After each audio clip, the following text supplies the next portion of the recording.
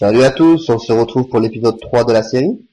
Donc cette fois-ci, vous allez pouvoir voir que grâce à sa vitesse des plus élevées du metagame 6G, son Snapdragon, Wyvern fait un sweeper choice P très redoutable et va jouer un rôle décisif dans ce match. Si vous comptez le jouer à l'avenir, toutefois, éliminez les menaces plus rapides que lui. Il n'y a pas beaucoup, mais c'est important. Et ensuite, il fera des trous dans les teams adverses. Un Pokémon fée est donc très conseillé pour pouvoir contrer ce Wyvern. Sans plus attendre, je vous laisse avec ce match qui va opposer Zuckerino et Firus. Tout d'abord, je suis désolé, j'ai pas pu poster les vidéos de la semaine dernière. Donc celle-ci est la prochaine qui va suivre. J'ai eu un empêchement personnel. Donc pour me faire pardonner, je posterai 2 autres vidéos cette semaine-ci, en plus des 2 vidéos que je vais mettre demain. On va donc commencer par le descriptif des 2 équipes.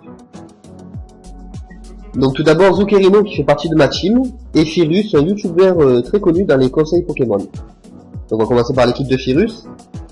Ici on peut deviner un Mamochon Bander, donc redoutable avec son éclat glace prioritaire et stabé.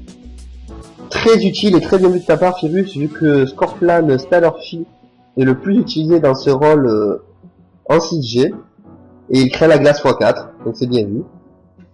Donc Flambuzard est l'oiseau de feu emblématique de la 6G. Je passe sur lui, je l'ai déjà présenté plusieurs fois. Donc Omega Florizard, qui est carrément énorme. Il gagne le talent Isogress, ce qui est magique au vu de son type. Il faut vraiment l'essayer pour se rendre compte de son style qui est tout simplement magique. En distribuant bien comme il faut les EV, il est quasiment intuable, mis à part avec une attaque du type Psy. Alors un Démolos Amber qu'on va voir par la suite. Franchement moi j'aurais mis un autre Pokémon, mais bon après chacun joue comme il veut. Un Deoxys qui est son poseur dans le Triazar. Et l'Agron, son hurleur pour profiter des pics. Donc le match commence. Avant de continuer à commenter le match, tout à l'heure j'ai dit Scorplan, c'est Scorvol sur un poison. Donc excuse-moi pour cette petit lapsus. Voilà, Deoxys contre Wyvern. Donc Wyvern qui commence avec Bang Sonic.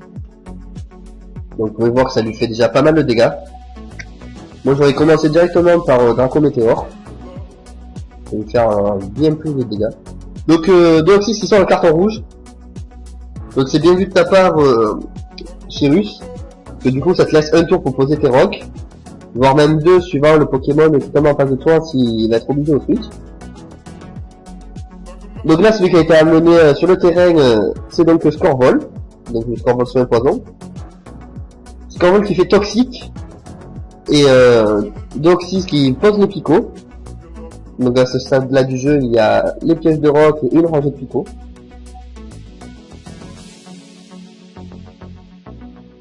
Donc là Zuckerino profite pour placer son Goldopathe parce qu'il sait que son Deoxys va continuer à placer des rangées de picots. Donc voilà, une deuxième rangée de picots. Là la stratégie de Firus est bien mise en place déjà. Donc Goldopathe est en jeu. Donc il va placer une Excuviation. Donc l'excuviation c'est vraiment très efficace car ça augmente l'attaque, l'attaque spéciale et la vitesse de 2 niveaux. Donc ça revient à faire une danse lame et une hâte, un seul même tour. Mais ça diminue la défense spéciale. Donc c'est pour ça que Zuckerino a mis l'objet herbe blanche sur son Goldopathe. Donc herbe blanche annule les problèmes dus aux baisses de stats créées par l'excavation. Donc voici le Mega Florizard dont je vous parlais tout à l'heure. Donc Goldopathe qui fait éboulement, il miss. Donc Écosphère x4 sur Goldopathe. Donc au HKO net et précis.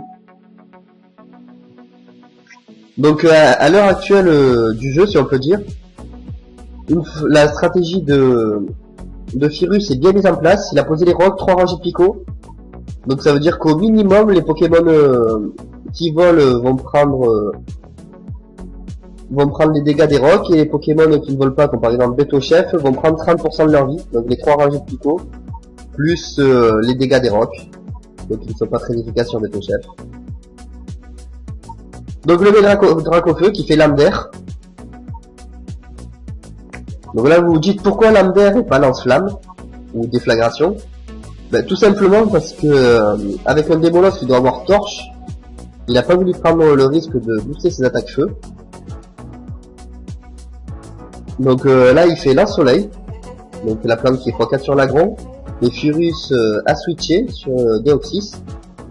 Donc il met son Deoxys en sacrifice. Il a joué son rôle déjà, en plus il était empoisonné. Il a déjà posé tous les rangées de clics. Donc là il met Flambuzard, donc avec son rapace prioritaire, qui va tuer le Dracofeu. Le méga Dracofeu. Mais du Dracofeu normal au méga Dracofeu Y, la défense de base ne bouge pas.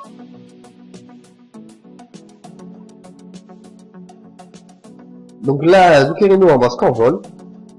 Donc comme vous avez pu voir, les pierres le transpercent.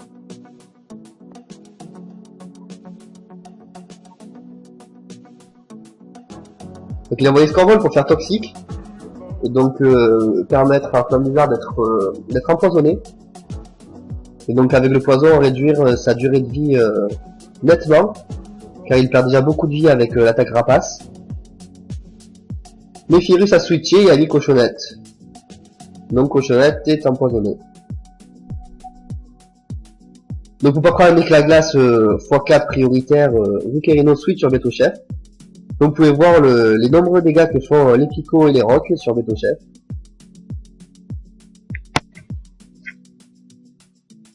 Donc les rayons du soleil disparaissent. Donc Betochef qui joue avec Rest.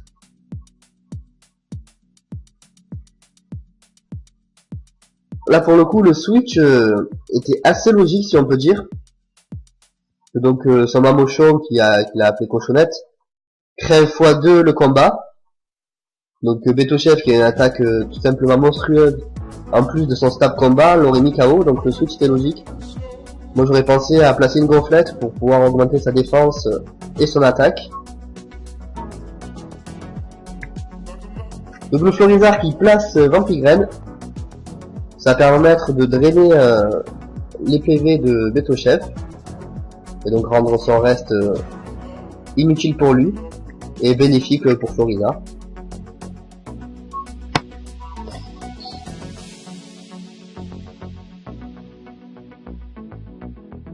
Donc là, au vu des dégâts que prend le Florizard, je pense que Furious l'a joué offensive, donc en mettant beaucoup de V dans l'attaque spéciale, qui est pour moi une mauvaise chose, car j'ai déjà joué plusieurs fois le Mega Florizard, et en tant que stunner il est vraiment très impressionnant, grâce notamment à l'accès à des attaques comme Poudre Dodo, Vampigraine, Synthèse pour le soigner. Donc là il y a un Dracométéore qui tue Florizard. Donc franchement je sais pas si ça l'aurait tué en temps normal, s'il aurait pas une coup critique. Donc il ramasse son Mamochon. Donc il switch normal, l'éclat glace sur un type Dragon Vol c'est x4. Il remet Betochef en jeu. Betochef qui reprend pas mal de dégâts, donc joue au picot. Donc l'éclat glace a mis Betochef dans le rouge. Donc Cochonnette qui souffle du poison. Mais là pour le coup il n'a pas super bien joué je trouve. Donc Mamochon est plus rapide que Betochef à la base. Donc son éclat glace est prioritaire. Le match punch également.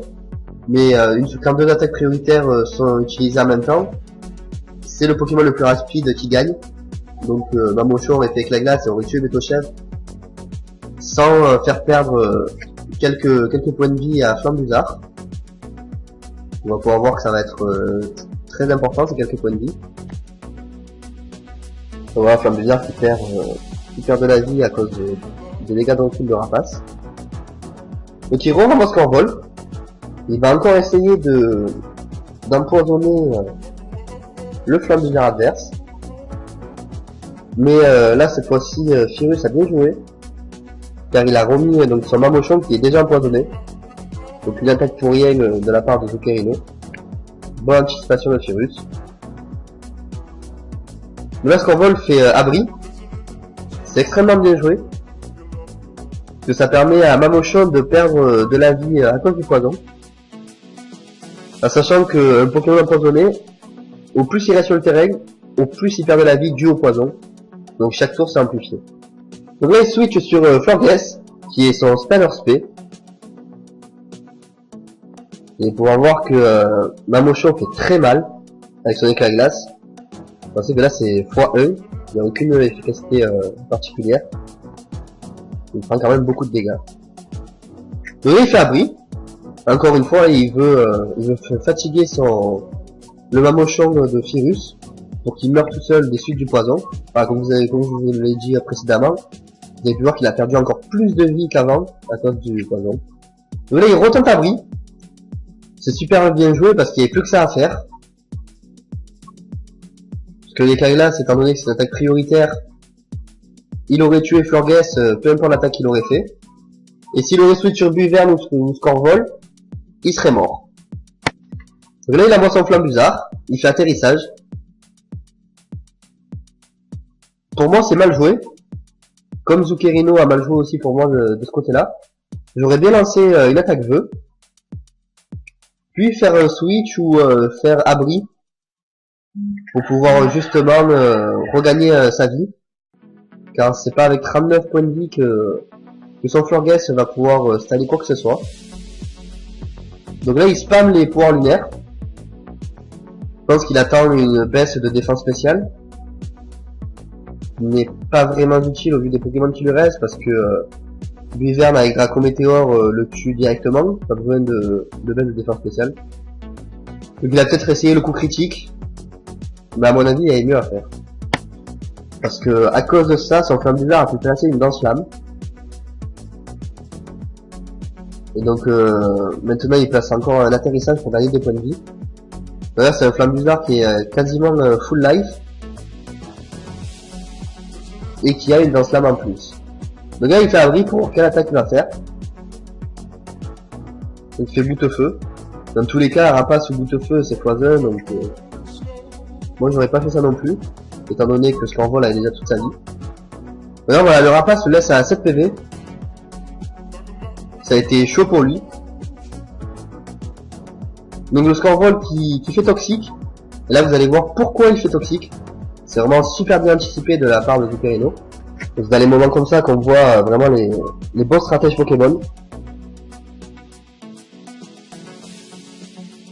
Voilà, c'est à ce moment-là. Donc le Flambuzard place atterrissage. Donc pour récupérer de la vie, parce que s'il sait que s'il refait Rapace, entre les dégâts de recul et le poison, il va mourir. Et donc voilà, c'est là que l'anticipation se joue, il fait séisme. Et donc quand un Pokémon de type vol fait atterrissage, il touche le sol, donc il se pose pour regagner des points de vie. C'est marqué dans la description de l'attaque, si vous voulez le vérifier. Et donc séisme qui est de type sol, et x2 sur le type feu, parce que Flambuzard est de type vol-feu, donc super efficace, et donc il tue le Flambuzard. Donc là Zuccherino place un abri, juste avant, pour gagner des points de vie et essayer de survivre à l'attaque du Démolos.